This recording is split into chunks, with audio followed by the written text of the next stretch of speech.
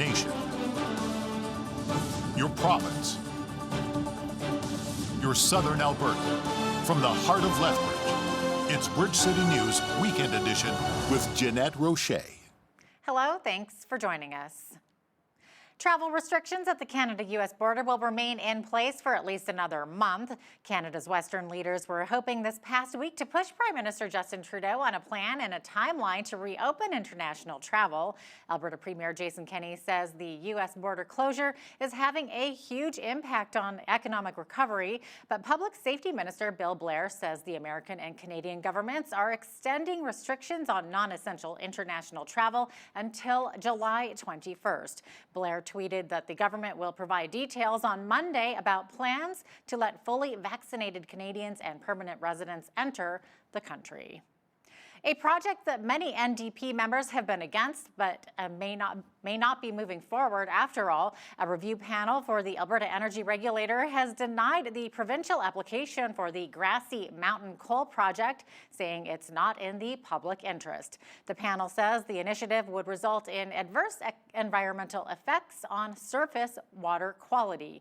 In a joint statement, Energy Minister Sonia Savage and Environment Parks Minister Jason Nixon said the protection of our lands and water remains of critical importance as we develop our natural resources. We are continuing the process of widespread public engagement to inform the province's long-term approach to coal, and we'll have more to say on water management in the days ahead. In honor of World Elder Abuse Awareness Day, the province announced it's allocating $750,000 to the Alberta Elder Awareness Council to support elder abuse prevention and intervention initiatives. Alberta Seniors and Housing Minister Josephine Pon says $650,000 of the funding will help coordinate community responses, increase support for seniors subject to abuse. This is a critical issue for many seniors in Alberta, and we are committed to getting it right. Because elder abuse is not acceptable for anyone in any form. On this World Elder Abuse Awareness Day, we proudly unified with organizations and community across the province in this important work. Please know, Alberta's government will continue to work ensure seniors can stay safe, healthy, and connected to their communities.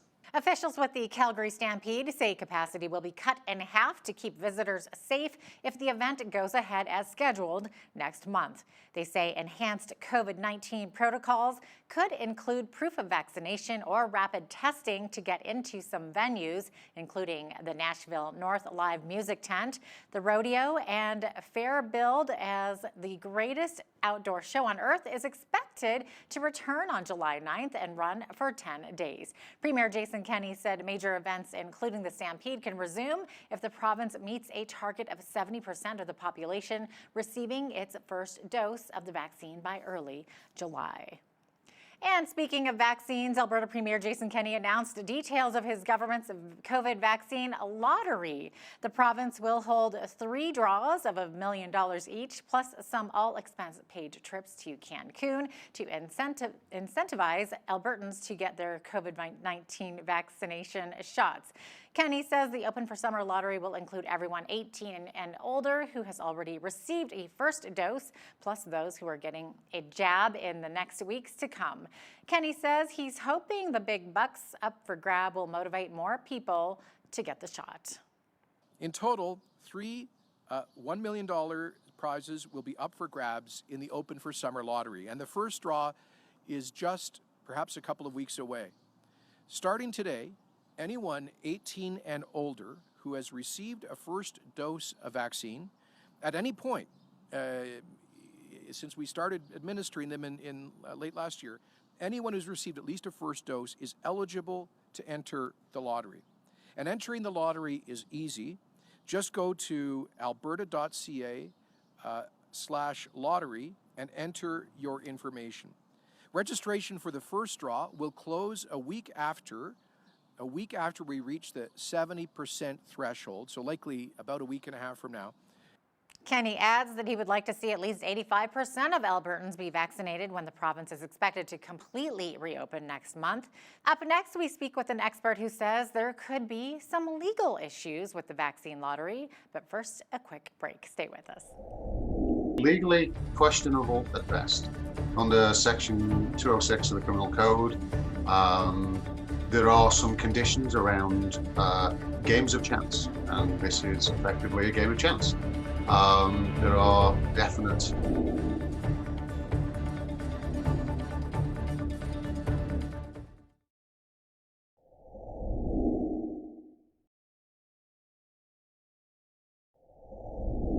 Welcome back. Premier Kenny's official announcement that anyone who has gotten the COVID vaccine could be eligible to win some big prizes may have some Albertans excited.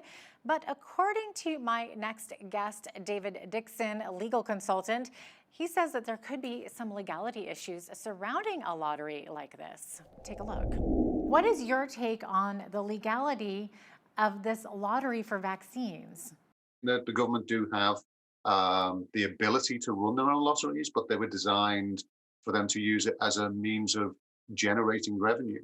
I'm not sure how giving $3 million away generates any revenue for the province, especially when we were within a few percent of that 70% target anyway.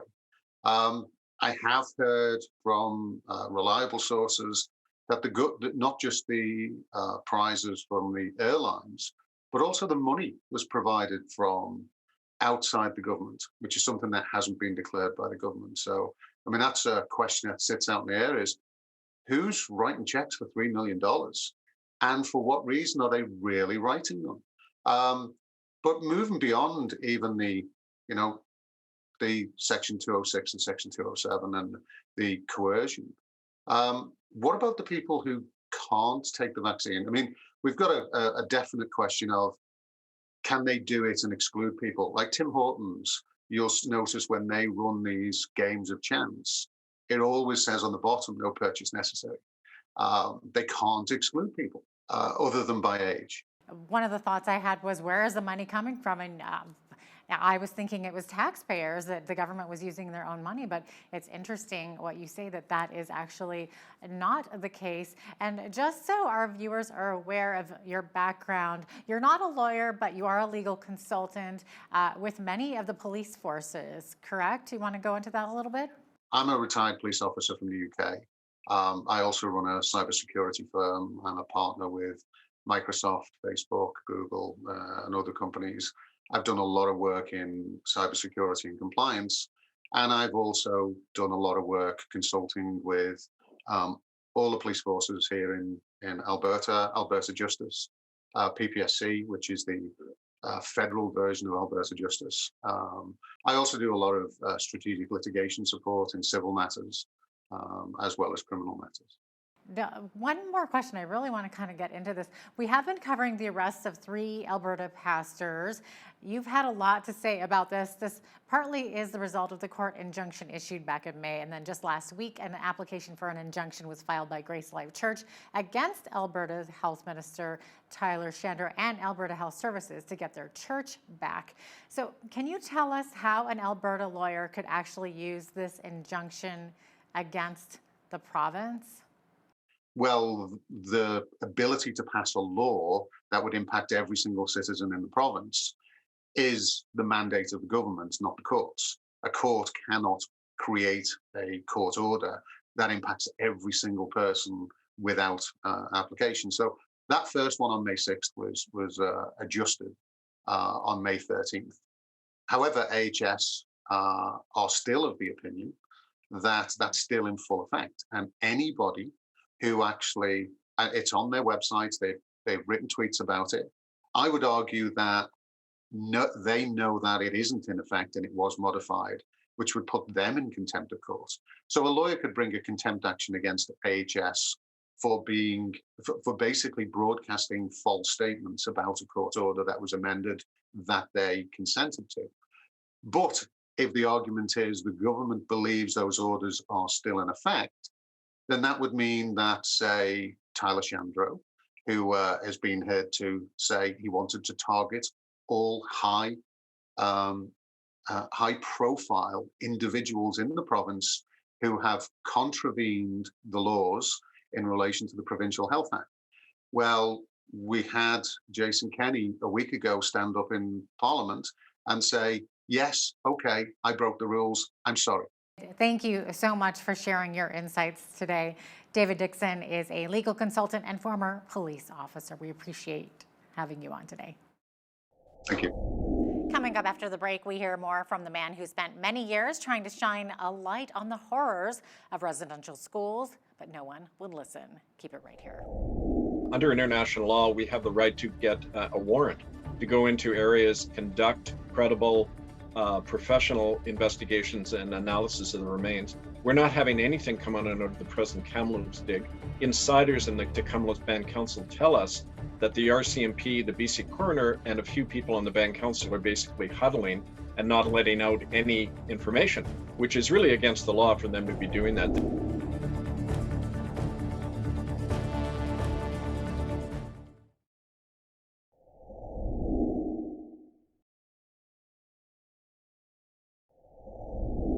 Ever since the discovery of over 200 children's remains at a Kamloops residential school has gone public, authorities and political figures have made it a priority. But my next guest has been trying to get leaders to take action on this subject for years. Kevin Annett spent decades trying to shine a light on the atrocities of residential schools, but no one would listen. He has a podcast and has written a book on the topic. He joined me once again earlier this week to discuss some new developments.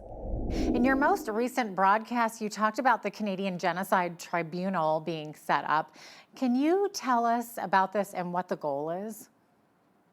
Well, really, we're following international law, which says when a country admits to or is proven to have committed genocide, the world community is obligated to prosecute and punish. And those are the two words in the UN Convention on Genocide, prosecute and punish. And what it says is when the government is not willing to conduct a credible investigation, then it's up to the citizens and to the world community. So in effect, what we've done is we're standing on that. We're actually following through on the original tribunal that was set up in 2012, 2013, that brought in a judgment already against the Crown of England, the Vatican, the various churches in Canada and the government that ran these schools, which found that they not only planned and carried out genocide, but they then tried to cover it up. And we're witnessing the same kind of cover up, which under the law is as serious as the crime itself. Who exactly is involved and how can this tribunal be used to bring justice and hold responsible the parties accountable? Well, it involves a number of people who we've worked with for over 10 years now, including retired judges in Europe, including a retired Spanish judge, Baltasar Garzon, who was the judge who tried to bring criminal charges against General Pinochet in Chile. It also involves many Indigenous activists and Canadian citizens and advisors in America who have a longer tradition of, relying on common law grand juries to investigate crimes of the government itself. So we're using all of those people to try to generate another pole of attraction in Canada away from the official government inquiry, which is really like the serial killer, appointing his own judge and jury. How do you think that this will be able to hold those parties accountable? Under international law, we have the right to get a warrant to go into areas, conduct credible, professional investigations and analysis of the remains. We're not having anything come out of the present Kamloops dig. Insiders in the Kamloops Band Council tell us that the RCMP, the BC coroner, and a few people on the Band Council are basically huddling and not letting out any information, which is really against the law for them to be doing that. The RCMP that rounded up children and tracked down the runaways are now really tampering with their own crime scene, and that's a no-no under any legal system. As you have discussed, Canadian authorities have known about these deaths for over 100 years. So why do you feel this discovery in Kamloops has been made public and is coming out now? The practical reason is it was on, I believe, May 27th. A member of the Kamloops Band Council leaked the news of the mass gravesite in the planned dig to the local Kamloops media, and then it spilled out that way. Because the Band Council did not want to release any information about what they were doing with that grave. Also, there's been over the last year or so, there's been, especially in British Columbia, a lot of occupations and protests by Indigenous groups.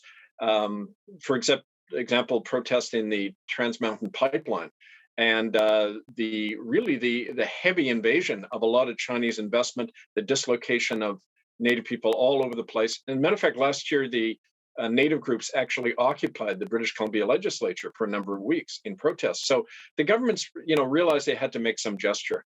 Otherwise, this could blow up into something that they couldn't control. Can you tell us about the challenge of getting the victims of the school to actually come out and talk about it? Well, it's not only the problem of when you've been traumatized by a horrible experience that isn't just in the past, it's an ongoing crime. I mean, children are often trafficked off, Indian reserves. There's a lot of this continuing genocide going on, as we've documented. So that's the most basic factor. How do you come forward and speak, especially in a country where you're not a citizen under the law? When you're on a reservation under the Indian Act, you're what's known as a ward of the state. You're not even a citizen under the law. You're like a child under the law. So you can be locked away. You can have your rights violated. The law doesn't apply to you if you're a native. Also, their own chiefs have warned them off from talking about children on the ground. So all of those factors, it's a miracle if anyone comes forward. If people go to murderbydecree.com, you can see some of those voices of people who have come forward. Kevin, thank you so much for joining me once again today. I really appreciate it having you on. Thank you. Stay with us. We'll have more with Kevin Annett coming up after the break.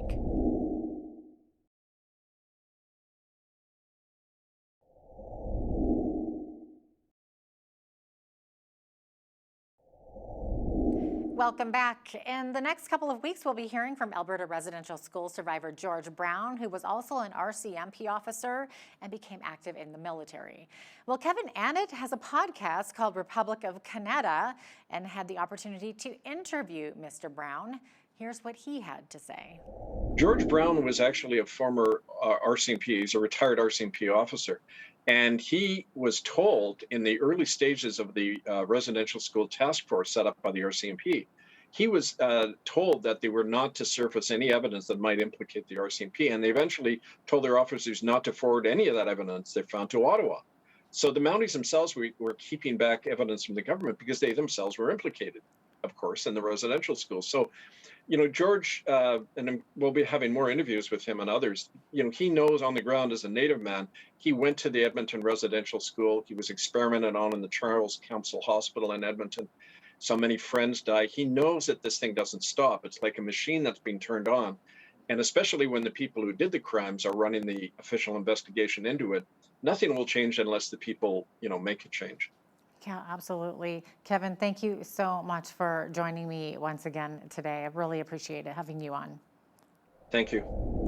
3 Indigenous men from northern Alberta are walking to Ottawa to bring attention to missing and murdered Indigenous women, as well as the many remains of residential school children found across Canada.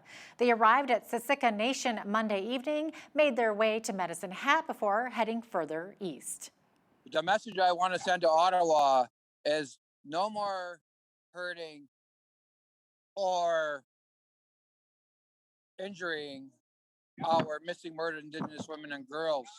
And also, I want a proper inquiry into what's going on about our missing murdered Indigenous women and girls. And also the 215 children out of 517. There's enough hurt in this world. Enough's enough. My sister, Darylyn Wells, she lost her son, Tyson Crosschild. He was just recently murdered in 2018. I was walking with one of the family members and she was telling me that, she was walking in Cardston and this guy pulled up to her, was like trying to get her to go with her,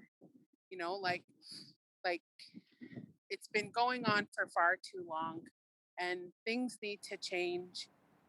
The easing of what has seemed like endless restrictions and rules is a cause for celebration. Getting out to dance is much needed for our physical and mental health. Children with the Blood Tribe First Nation got that opportunity Thursday morning. BCN's Naveen Day was in Standoff, Alberta, and has this story.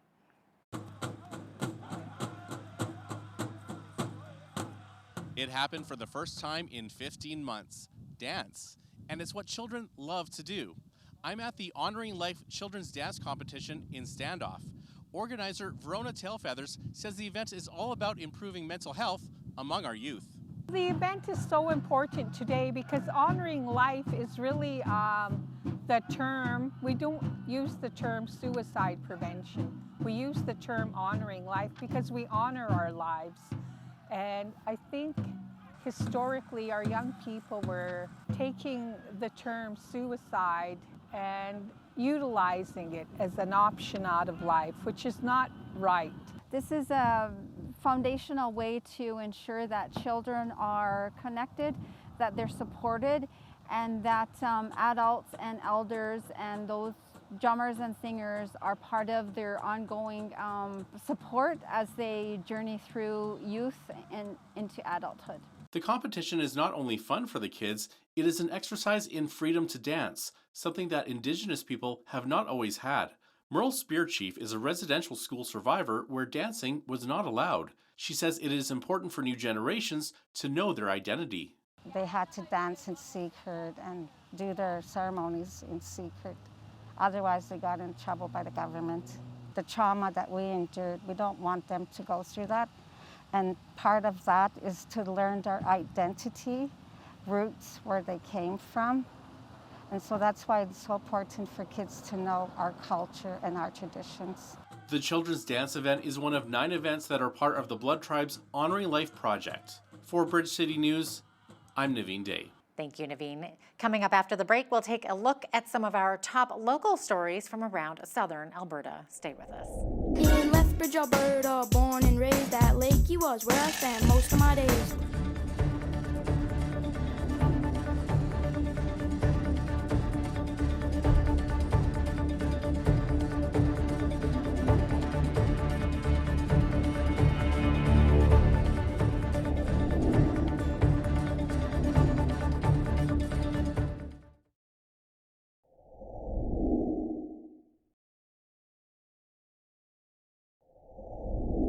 A 42-year-old woman died following an incident on the Oldman River last Monday evening.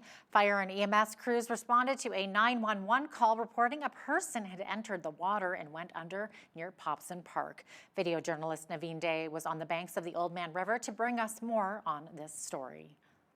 According to witnesses, the Lethbridge woman, whose name is not being released, floated away from her group and appeared to have trouble with the currents.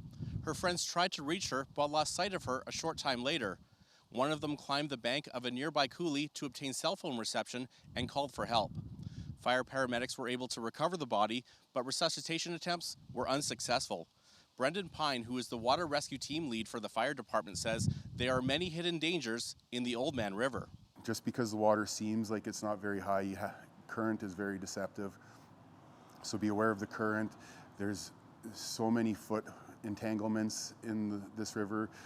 Holes in the ground, there's rocks, there's tree stumps, there's weeds, there's barbed wire in the river, so just be careful when you're in there and be cognizant of what's under the water. An autopsy for the woman has been ordered by the medical examiner's office. Thank you, Naveen. It's been 2 weeks since a Muslim family was hit and killed while out for an evening walk in London, Ontario. Following the hateful crime, communities across the country have gathered in solidarity to remember. As Karsten Marzouk reports, the Muslim Association of Lethbridge hosted a vigil Monday night to honor the 4 members who were killed. Community members gathered Monday evening to pay their respects to the Muslim family killed in Ontario. Organizers say the vigil has brought out people of all backgrounds to show their support to the Muslim community. Our goal with this is to raise awareness of Islamophobia, that it does exist in the Canadian society, and that we all need to take our part and do our part and stand up against Islamophobia. In attendance was Mayor Chris Spearman, LPS Chief Shaheen Medizadeh, MP Rachel Harder, and many others. Members of the Muslim community have expressed their concerns and safety when going out into the community. The president of the Lethbridge Muslim Association says he has dealt with members directly who are afraid to go out. My family, I have 3 girls and my wife. They all wear hijab, and they never been a subject of any discrimination or harassment or anything like that. But I do hear from my own community people that they are scared. They are afraid to go for a walk. In response, LPS Chief Shaheen Medizadeh, along with 4 other constables, met last week to reassure the Muslim community that they are safe in Lethbridge. I remember on Tuesday morning, we received a phone call from Lethbridge Police Department. Early in the morning, they reached out to us, offering their support, offering their condolences, and assuring us that we are safe here in Lethbridge. Organizers say education will play a huge role in stopping these kinds of hate crimes. It's going to take years and years to get this under control. So I think we should somehow start as individuals, as politicians, leaders, we should start, and the starting point and the most effective point will be education. For Bridge City News, I'm Carson Marsouk. TV shows from the 90s may not be the most likely topic among teens in the year 2021, but a school in Lethbridge has put its own spin on the classic Fresh Prince of Bel-Air theme song. Carson Marsouk has the details. With the COVID-19 pandemic forcing students to be in class cohorts this year, one group of students at GS Lakey Middle School wasn't going to let that stop them from creating their own version of the Fresh Prince of Bel-Air theme song. In Lethbridge, Alberta, born and raised at Lakey was where I spent most of my days. Christy Legg is the teacher and director of the music video. She says the project was in collaboration with one of their classes. They didn't have their option class, they had an activity class. And this group that I had, they really wanted to make a music video. We're finding now that a lot of students this age are watching some of the same shows that we watched, a lot of the teachers watched, thanks to streaming platforms. Students created their own lyrics and dance moves throughout the month-long process, with some of the meetings taking place on Zoom. Lake says along with the students, different staff and community members joined in on the fun. It was neat to see some of their staff and teachers and superintendent and resource officers in a little different setting. They were all great sports about it, including our superintendent, Cheryl Gilmore. She played a role. One of the students featured in the video, Marley Clark, says the process took a lot of trial and error before the final product was recorded. It was extremely fun to do, and there was a lot of different experiments that we did with it. There was a lot of practicing, and I really like to see the final result. Lake adds the goal of the video is to create a positive experience for the students and to lift their spirits. Bring positive vibes and just help the students feel like they got to accomplish something and have a performance opportunity even though it was virtual. For Bridge City News, I'm Carson Marsouk. Stay with us. We'll have more after the break.